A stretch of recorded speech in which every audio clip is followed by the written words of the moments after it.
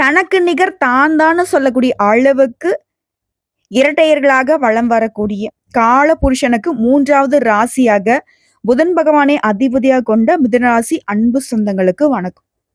உலகத்துல எந்த மூலையில மிதுனம் இருந்தாலும் சரி, அது புத்தியால தான் பொழைக்கும்.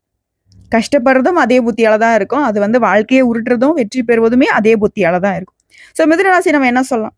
புதன் ஆட்சி, அறிவின் சிகரம், புத்தியின் காட்சி, புத்திசாலிகள், பேச்சில் வீரர்கள், நட்பில் உண்மையானவங்க, கொடுத்த வாக்க காப்பாத்துவாங்க, சிரிச்சா சூரிய மாதிரி வெளிச்சம் தரக்கூடியவங்க, சிந்தனையில புது உலகத்தையே உருவாக்குவாங்க, நல்லவங்க, மனசு பனி போல, வல்லவங்க, வாக்கு வாள் போல, கத்தி மாதிரிங்க, அன்பை கொடுத்தா முழுசா கொடுப்பாங்க, அதிகம் யோசிச்சு உயிரையும் துடிப்பாங்க, இமயமலை போல உறுதியா நிற்பாங்க, அன்புக்காக உயிரையுமே தியாகம் செய்வாங்க, வாழ்க்கையில சோதனை வந்தாலும் சரி சோர்ந்து போக மாட்டாங்க, வாக்காற்றலால வெற்றியை தள்ளி போடவும் மாட்டாங்க, கஷ்டம் வந்து கதவை தட்டினாலும் அறிவு திறவுகோலா அவங்களுக்கு நிற்கும், செல்வம் சேரும் சேமிப்பு குறையும், செலவுல தாங்க வாழ்க்கை சுரண்டுகிட்டு இருக்கு.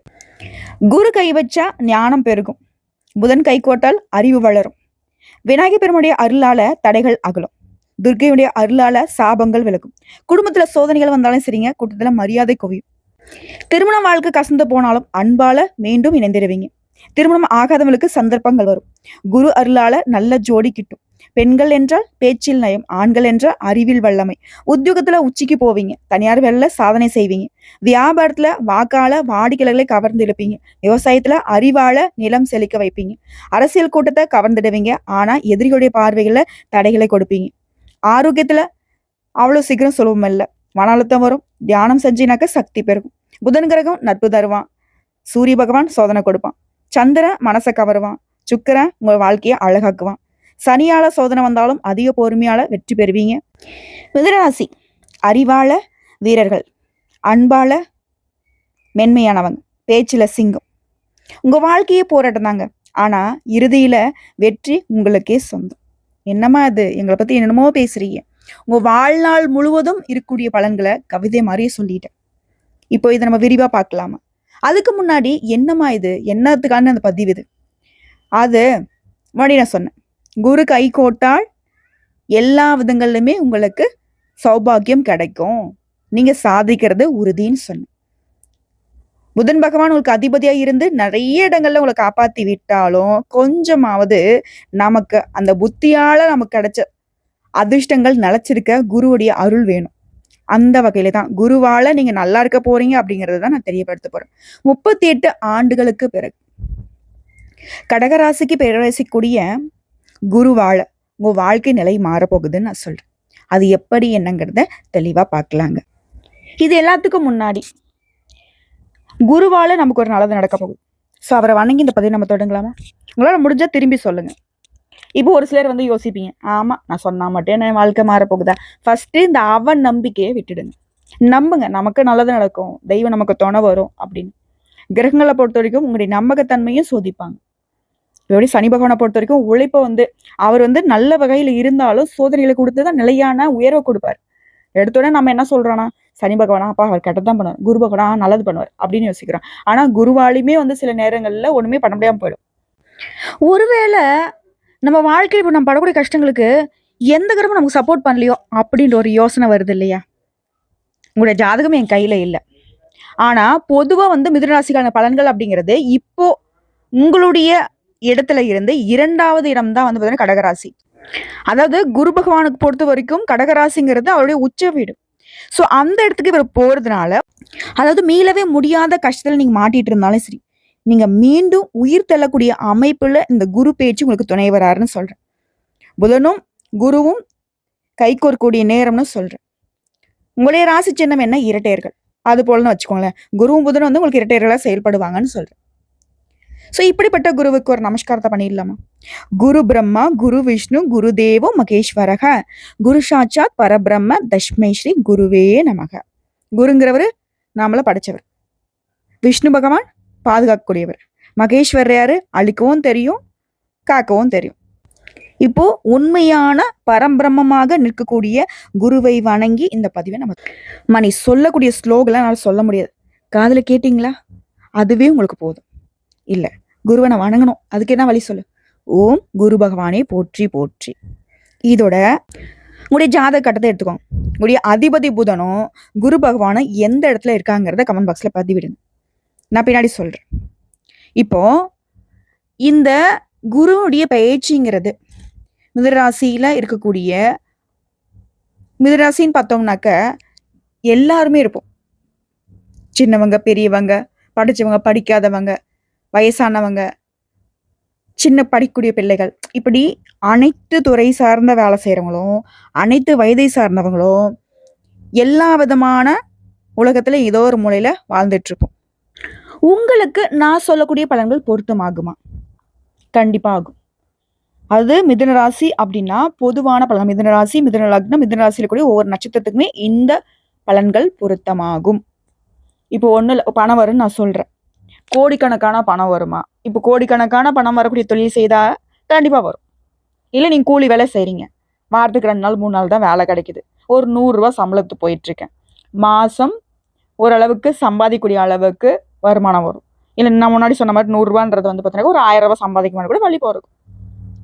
இது மாதிரி நிதிநிலை, அதாவது அவங்களுடைய வயதுக்கு தகுந்த மாதிரி, அவங்களுடைய வாழ்க்கைக்கு தரத்துக்கு தகுந்த மாதிரி பலன்கள் வேலை செய்யும். இப்போ நான் உதாரணத்துக்கு வந்து பார்த்தீங்கன்னா உங்களுக்கு சொத்து சேரும், வண்டி வாகனம் வாங்குவீங்கன்னு நான் சொல்லுவேன். அப்போ உடனே ஒரு சிலர் என்ன பண்ணுவீங்க, ஆமாம் இருக்கிறத காப்பாற்றிக்க வழி இல்லை அப்படின்னு சொல்லுவீங்க இல்லையா? இப்போ வந்து சொத்து இல்லாதவங்க சொத்து வாங்குவான்னு சொல்லிட்டேன். இருக்கிறத காப்பாற்ற முடியல, கோர்ட்டு கேஸ் அலைஞ்சிட்டு இருந்தீங்க அப்படின்னாக்க அந்த கோர்ட்டு கேஸ் பிரச்சனைகள் உங்களுக்கு சாதகம் முடிஞ்சு உங்களுடைய சொத்து உங்கள் கைக்கு வரும். இல்லை பழைய வண்டி வாகனத்தை மாற்றிட்டு புதுசாக வண்டி வாகனம் வாங்கக்கூடிய யோகம் வரும். இப்படி புரியுதுங்களா? ஸோ அந்த வகையில் இப்போ ஒவ்வொருத்தருக்கும் எப்படி இருக்கும்? பொதுவாக நம்முடைய அதிபதி யாரு? புதன். குரு பகவானும் புதன் பகவானும் யாரு? நட்பு பாராட்டக்கூடிய கிரகங்கள். இப்போ குரு அப்படிங்கிற வந்து 2ஆம் வீடு, உங்களுக்கு 2ஆம் வீடு கடகத்துல அங்க போறதுனால மிதுன ராசிகளுக்கு செல்வம், குடும்பம், உடைய வாக்கு வன்மை, நிதிநிலை, நல்ல பேர் எல்லாத்தையுமே மேம்படுத்தி கொடுப்பார். ஸோ மிதுன ராசிகளை பொறுத்த வரைக்கும் அடுத்த 1 வருஷத்துக்கு மிகப்பெரிய முன்னேற்றம் தரக்கூடிய காலம் தொடங்க போகுது. முதல்ல குடும்பம் நல்லா இருந்தால் போதும். அந்த மனுஷ மக்கள் வந்து பார்த்தீங்கன்னா ரொம்ப சிறப்பாக இருப்பாங்க. குடும்பம் சப்போர்ட் இருந்துட்டா போதும். எங்க பிரச்சனை இருந்தாலும் சரி, வீட்டுக்கு வந்தால் ஒரு நிம்மதி இருந்தால் போதும். அப்பா பரவாயில்ல, அம்மாவோ இல்லை கூட பிறந்தவங்களோ யாரோ ஒருத்தங்க, இல்லை நம்மளுடைய பிள்ளைகளோ இல்லை கட்டிக்கிட்டவங்களோ வாழ்க்கைன்னு ஏதாவது ஒரு வகையில் நமக்கு சப்போர்ட்டிவாக ஒரு வார்த்தை பேசிட்டா போதும், அழப்போட பார்த்துக்கலாம் அப்படிங்கிற மாதிரி ஏதாவது ஒரு விஷயத்தில் நம்ம வந்து முன்னேறி போவோம். ஸோ அந்த மாதிரி குடும்ப வாழ்க்கையை பொறுத்த வரைக்கும் அமைதி அதிகமாகும். குடும்பத்தில் ஏதாவது சண்டை சச்சரவு பிரச்சனை ஏதாவது இருந்தால் கூட இருந்த இடம் தெரியாமல் போயிடும். பழைய சண்டை முரண்பாடுகள் குறையும். குடும்பத்தில் புதிய சேர்க்கைகள், திருமணத்து மூலயமா உறவு வரும், குழந்தைகளுடைய பிறப்பு மூலயமா உடைய குடும்ப வாழ்க்கை மேம்படும் அப்படிங்கிறத சொல்லிக்கிறேன். இது திருமண வாழ்க்கையை பார்த்தோம்னாக்க திருமணம் ஆகாதவங்களுக்கு நல்ல ஜாதகத்தோட கல்யாணம் நடக்கும். நீங்க விருப்பப்பட்ட மாதிரியே நீங்க எதிர்பார்த்தபடியே வாழ்க்கை துணை அமையும். இது ஆண்களுக்கும் பொருந்தும், பெண்களுக்கும் பொருந்தும். இது ஆண்களுக்கு சொல்றியா, பெண்களுக்கு சொல்றியாமா? சரிம்மா, நாங்கள் வந்து திருமணம் ஆகி டிவோர்ஸ் ஆகிட்டோம், எங்களுக்கு மறுமணத்துக்கு வாய்ப்பு இருக்கா? சத்தியமா வாய்ப்பு இருக்கு. குரு அப்படின்னாவே குழந்தைகள், திருமணம், இந்த மாதிரி அதாவது சகல விதமான சௌபாக்கியங்களுக்கும் உரிதான கிரகம் தான் இவர். ஸோ இவரால எல்லாமே நல்லதாக நடக்கும். திருமணம் ஆனவங்களுக்கு பரஸ்பர புரிதல் அதிகமாகும். சாதாரண சண்டை சச்சரவு ஏதாவது இருந்துச்சுன்னா கூட இப்போ முழுவதுமா ஏதாவது ஒரு நெருக்கடி வந்திருக்கும், அந்த நேரத்தில் வந்து உங்களுடைய வாழ்க்கை தானே உங்களுக்கு நிற்பாங்க.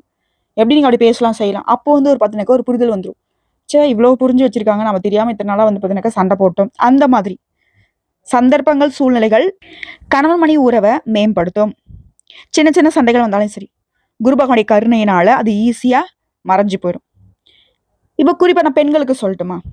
குடும்பத்துடைய ஆதரவு கிடைக்கும், குழந்தை பாக்கியம் கிடைக்கும், செல்வம் சேரும். திருமணம் ஆகாத பெண்களுக்கு நல்ல வரணமையும், இல்லை வந்து வேலை தேடிட்டு இருக்கீங்களா, சிறப்பான வேலை கிடைக்கும் நீ எதிர்பார்த்த சம்பளத்தோட. அதே போல் உத்தியோகம் பார்த்துட்டு இருக்கீங்க அப்படின்னாக்கா உத்தியோக ரீதியாக மதிப்பு மரியாதை உயரும், சம்பளம் உயரும்.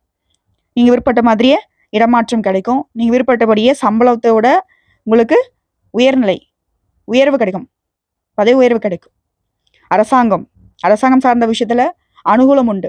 இல்லை அரசாங்க வேலைக்காக படிச்சுட்டு இருக்கீங்களா, படிக்கூடிய மாணவர்களுக்கு, அதாவது பெண்களுக்கு சிறப்பான வேலை அமையும். அரசாங்கத்துக்கிட்ட அரசாங்க சம்பந்தப்பட்ட முயற்சிகளில் வெற்றி உண்டு. அடுத்தவே ஆண்களுக்கு தொழிலில், வியாபாரத்தில், சமூகத்தில் மரியாதை, மதிப்பு, உறவுக்காரங்கிட்ட ஆதரவு அதிகமாகுது.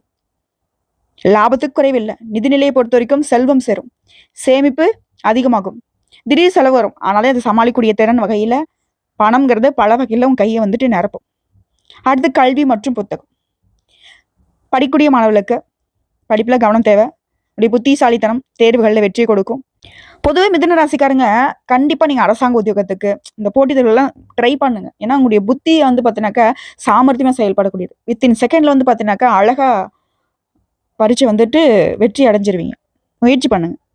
அதே போல் படிப்பு சார்ந்த தொழில் செய்கிறவங்க, புத்தகம் எழுதுறவங்க, படைப்பாற்றல் இவங்களுக்குலாம் வந்து பார்த்தீங்கன்னாக்கா நல்ல புகழ் கிடைக்கும். அதே போல் வேலை வாய்ப்பு, அரசாங்க வேலையில் இருக்கீங்களா பதவி உயர்வு கிடைக்கும். தனியார் வேலையில் இருக்கீங்களா சம்பளம் உயரும், புதிய பொறுப்புகள் கிடைக்கும். சுய தொழில் செய்கிறீங்களா உங்களுடைய வியாபாரம் விரிவடையும். இது ஆண்களுக்கும் பொருந்தும் பெண்களுக்கும் பொருந்துங்க. நான் சின்ன தொழில் செய்கிறேன், நான் பெரிய தொழில் செய்கிறேன், அந்த தொழில் இந்த தொழில் எல்லா தொழில் சார்ந்தவங்களுக்கும் உயர்வு உண்டு. இது விவசாயிகளுக்கு உங்களுடைய பயிர்களில் நல்ல விளைச்சல் உண்டு, கடன் சுமை குறையும்.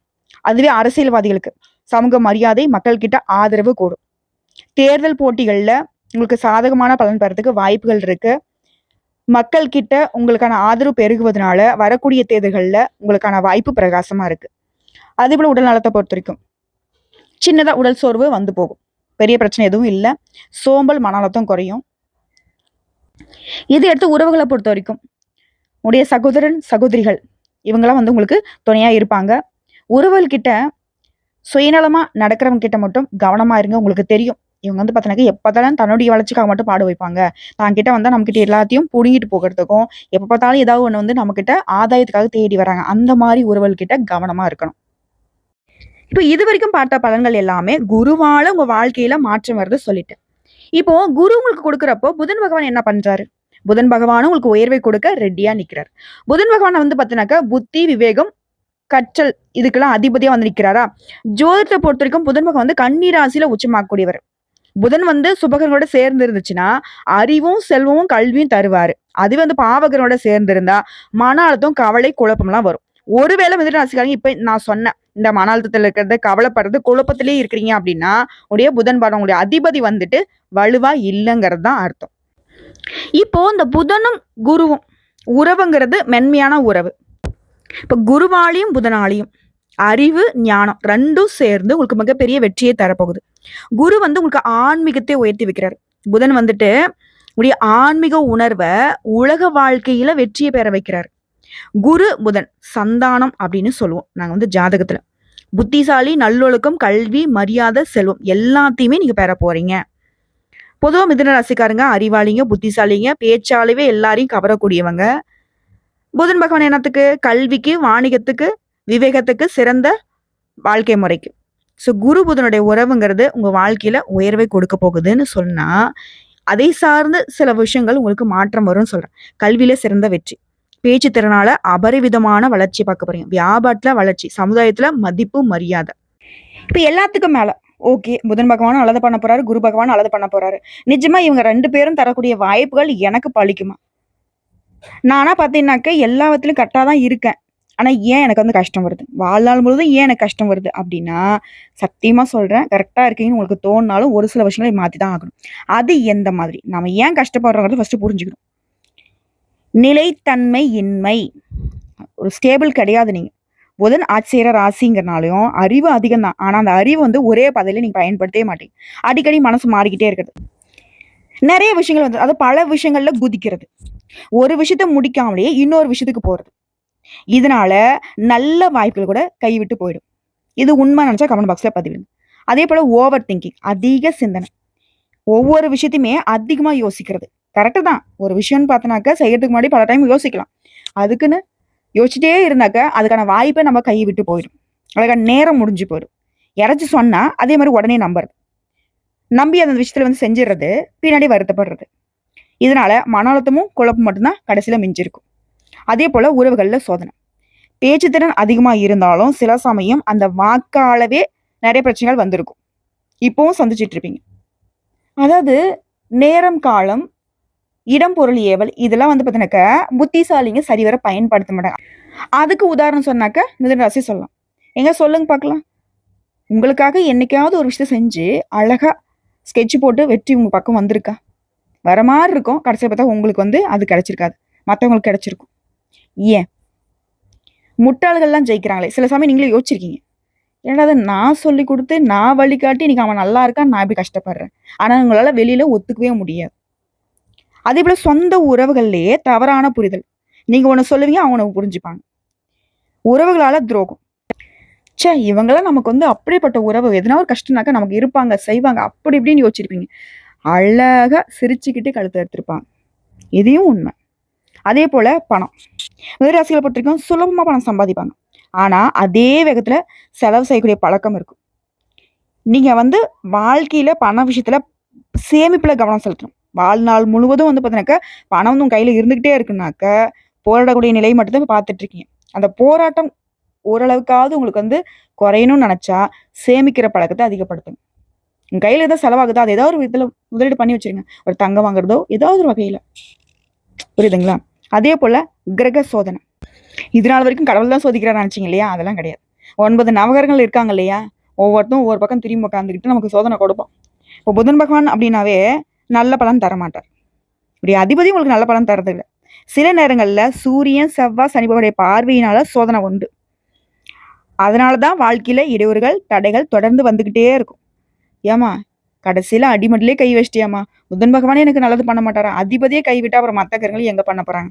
இந்த சனி பகவான்லாம் நினைச்சா பயமா இருக்கேம்மா. அப்ப எங்க வாழ்க்கை இப்படிதானா? அப்படின்னு கேட்டீங்கன்னாக்க அதெல்லாம் கிடையாது. சூரியன், செவ்வாய், சனி இவங்க 3 பேரும் பார்த்தீங்கன்னாக்கா அசுப கிரகங்கள் நாங்க அடையாளப்படுத்தக்கூடிய அமைப்பு. ஜோதிடத்துல இவங்க அசுபம் தான் சொல்லுவோம். சூரியன் சுபம் தானே அப்படின்னு சொன்னீங்கன்னாக்கா பாதி அசுபம் தான். அவருக்கு இருந்தாலே நாங்க ராகு, கேதுவை, செவ்வாய், சனி நாங்க எப்படி கணக்கெடுப்போமோ அப்படிதான். அதே போல புதன் பகவான் பார்த்தீங்கன்னா மிதுன ராசிக்கு பலன் தர மாட்டார். ஏன்னா இவர் போய் பார்த்தீங்கன்னா உச்சம் அடையக்கூடிய வீடுங்கிறது கன்னி. இப்ப என்னதான் நாங்க பண்ணட்டும்? நீங்க நிலைத்தன்மையை கத்துக்கணும் அப்படின்னாக்கா, ஒரு விஷயத்துல மனசு வச்சீங்கன்னாக்கா அதுலயே முழுசா இருங்க.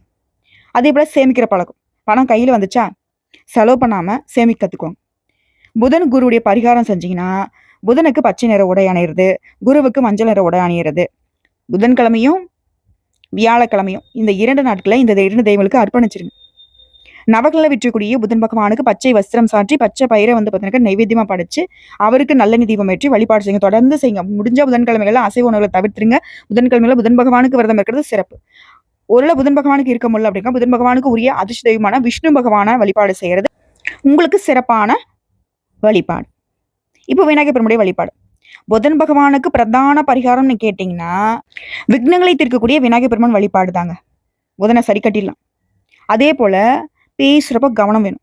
தேவையில்லாத இடங்கள்ல பேச்சால பிரச்சனை வராம இருக்கிறதுக்கு என்ன பேசுறோம், ஏது பேசுறோம், நமக்கு முன்னாடி இருக்கிறவங்க அதை எப்படி எடுத்துப்பாங்க, இதெல்லாம் கொஞ்சம் பார்த்துக்கணும்.